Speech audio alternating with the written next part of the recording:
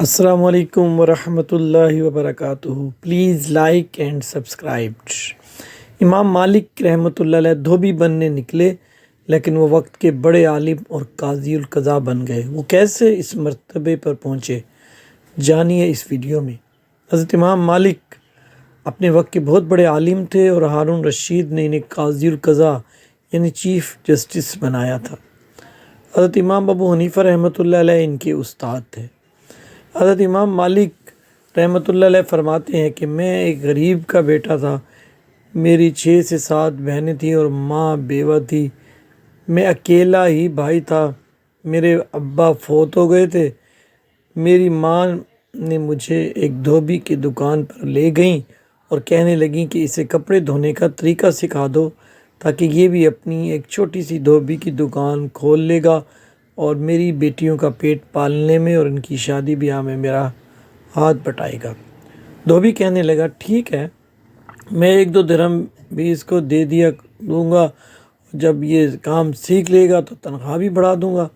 امام مالک رحمۃ اللہ علیہ فرماتے ہیں میں بہنوں کے لیے روزی کمانے اور بیوہ ماں کے سر سے بوجھ اتارنے کے لیے گھر سے نکلا۔ راستے میں امام اعظم ابو حنیفہ رحمۃ اللہ علیہ کا مدرسہ بھی آتا تھا۔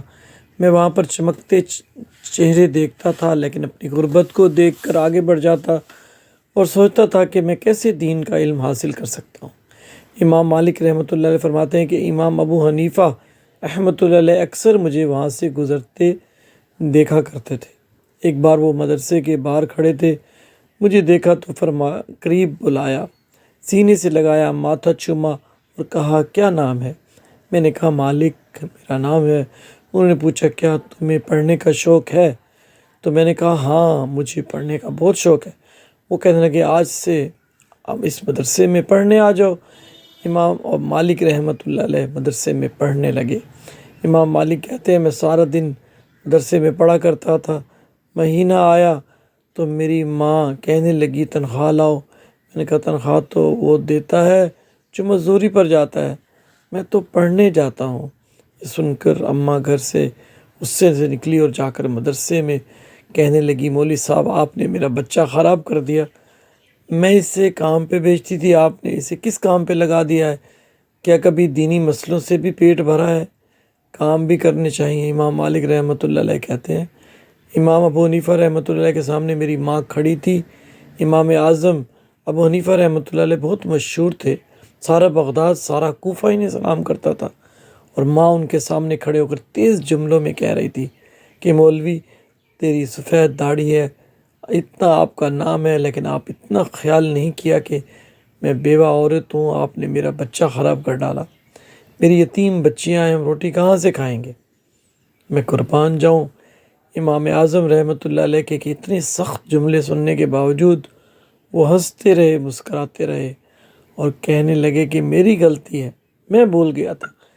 میری اماں کہتی رہی، جو کچھ بھی وہ کہتی رہی، لیکن امام اعظم رحمۃ اللہ علیہ سنتے رہے، اور جب میری اماں بول بول کے چپ ہو گئیں تو امام اعظم کہنے لگے کہ بی بی تیرا غصہ اتر گیا، اور فرمانے لگے بی بی تیرا بیٹا بڑا نیک ہے، بڑا لائق ہے، تو اسے پڑھنے دے۔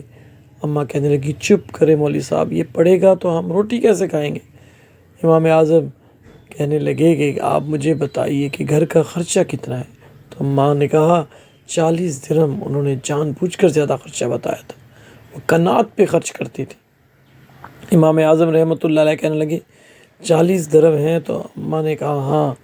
تو کون دے گا؟ امام اعظم کہنے لگے آپ لینے آپ کو نہیں آنا پڑے گا، ہر مہینے یکم سے پہلے یہ خرچہ آپ کے گھر پہنچ جائے گا۔ امام اعظم ابو حنیفہ ایک خرچہ 1 مہینہ نہیں، 2 مہینہ نہیں، 1 سال نہیں، 2 سال یا 5 سال نہیں، پورے 20 سال وہ خرچہ ان کے گھر پہنچایا، امام مالک کو پڑھایا۔ اماں کہتی ہیں مولوی صاحب آپ میرے بیٹے کو پڑھا رہے ہو، پر میرا بیٹا پڑھ کر کیا بنے گا؟ امام اعظم رحمۃ اللہ علیہ فرمانے لگے یہ بادشاہوں کے تخت پر بیٹھ کر بادشاہوں کے ساتھ کھانا کھائے گا اور ساتھ حلوہ بھی کھائے گا بیٹھ کر، وقت آئے گا اور تو دیکھے گی۔ امام مالک کہتے ہیں میرے استاد رحمۃ اللہ علیہ کا انتقال ہو گیا، وقت بیت گیا، ہارون رشید نے مجھے بغداد بلایا اور کہا کہ میں آپ کو قاضی القضاء بنانا لگا ہوں۔ کہتے ہیں میں خوشی سے سجدے میں گر گیا۔ جب میں قاضی القضا بنا دیا گیا تو میں نے اپنی ماں کو خط لکھا، اماں بغداد آ جاؤ اور دیکھو تیرے بیٹے کو اللہ نے بڑی شان عطا فرمائی ہے۔ امام مالک رحمۃ اللہ علیہ فرماتے ہیں کہ ہارون رشید کی بیوی اولیاء اور علماء کی بڑی ماننے والی تھی۔ اس نے حلوہ اور کھانا بنا کر بھیجا۔ ہارون رشید تخت پر بیٹھ کر کھانے لگا اور کہنے لگا، امام صاحب آپ بھی میرے ساتھ آ کر کھائیں۔ میں ہارون رشید کے ساتھ تخت پر بیٹھ گیا۔ ایک کونے میں ہارون رشید بیٹھ گیا اور ایک کونے میں بیٹھ گیا۔ بیچ میں کھانا رکھ لیا، کھانا کھانے لگے۔ اتنی دیر میں میری ماں وہاں پہنچ گئی، اور جب ماں نے دیکھا مجھے تخت پر بیٹھ کر کھانا کھاتے ہوئے تو وہ یتیم کہ وہ بن ماں باپ کا بچہ جو کل بہنوں کے لیے 4 دینار نہیں کما سکتا تھا، تخت پر بیٹھا بادشاہ کے ساتھ کھانا کھا رہا ہے۔ تو یہ منظر دیکھ کر اماں چیخ کر رونے لگی۔ میں نے پوچھا، ماں کیا ہوا؟ تو کہنے لگی، بیٹا مجھے تیرا استاد یاد آ گئے۔ اس نے کئی سال پہلے مجھے کہا تھا اسے دین کا علم پڑھنے دے، یہ بہت آگے جائے گا۔ اللہ نے تجھے کتنی شان عطا کی ہے، اور یہ مال تیرا نہیں ہے، امام ابو حنیفہ رحمۃ اللہ علیہ کا کمال ہے، تمہارا کوئی اس میں کمال نہیں ہے، یہ ان کا کمال ہے جنہوں نے تمہیں یہاں تک پہنچایا۔ سبحان اللہ، یہ ہیں وہ اللہ کے نیک بندے، امام اعظم رحمۃ اللہ علیہ، جنہوں نے کس طرح ایک یتیم کو پڑھایا، اس کے گھر کا خرچ اٹھایا، اور اس نے کس مقام تک، بلند مقام تک پہنچایا۔ اللہ تعالی ہم سب کو بھی اپنے رسول کریم صلی اللہ علیہ وسلم کے نقش قدم پر چلنے کی توفیق عطا فرمائے۔